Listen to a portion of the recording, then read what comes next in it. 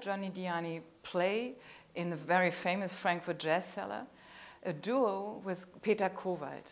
And Peter Kowald is a very known name in the free jazz scene in Europe. I hadn't heard him before, and I hadn't heard Johnny before.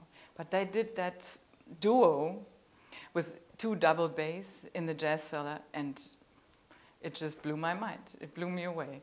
And what even more touched my heart was when, after the concert, Johnny sat down at the piano and he started to sing what I thought were South African lullabies, children's songs. And that touched me so deeply, that someone so into being free and expressing that freedom in music and experiencing and changing that freedom, which is sometimes really tough to fight for. And there are frictions that you can hear in the music, but then that he could then sit down and sing a South African lullaby from his roots, in his language. And that also, it was a very sad moment. It showed me how much we in Germany had lost because of World War II, but because of the National Socialist system that had abused our love for singing and songs by using them to indoctrinate and to use it as propaganda. And here was someone from South Africa so completely at ease with his own roots, his musical, cultural roots, at the same time having acquired this freedom in the music, this free jazz and improvised music freedom that is so daring. And it has always the chance and the threat to fail, but it dares, and it dares to be free. And this is what I could hear in the music when I first heard him play in the duo.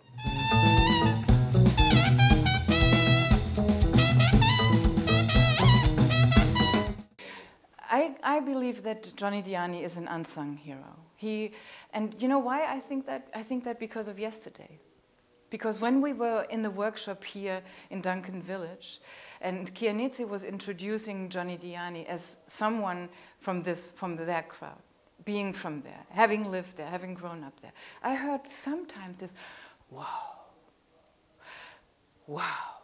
And I thought, well, obviously you don't know him. You don't know what a treasure you had here and how he was an important person in the world, not because he had accumulated endless riches and was obscenely rich, but because he had given his music to the world and his impact, and by playing the way he played and by expressing what he wanted to express, he drew people to his cause, and his cause wasn't his ego. It was the freedom that he was fighting for. And I think, really, I'm an idealistic person. I think that Jazz Against Apartheid is really also because of that, because we are in one way or another fighting for freedom. And if, I mean, people we love aren't free, we cannot be free either. So.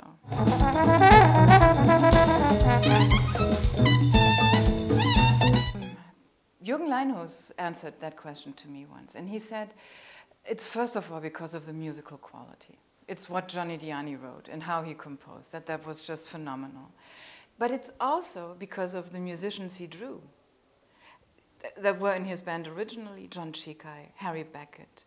I mean, Makaya Nchoko is still with us, although he's not here. But it's the quality of the musicians and the way that they, and the younger generation that joined afterwards, that they support this cause, that they are so with it. I mean, you can sense it in the way that the musicians are working together as a group.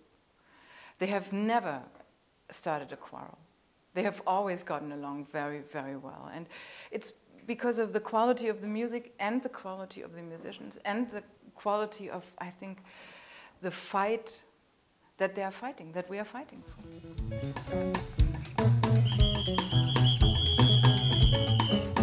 I think we can keep Johnny Diani's memory alive by proceeding with the workshops, The workshops like in the art center that we were at yesterday in Duncan Village. Because it's good to know his name, it's good to know his compositions, but what does he really want to tell people by doing the music, by making the music he makes, is dare to be free. Dare to follow your own way and discover your own way. But you have to give kids the chance to discover their ways and to discover their potential.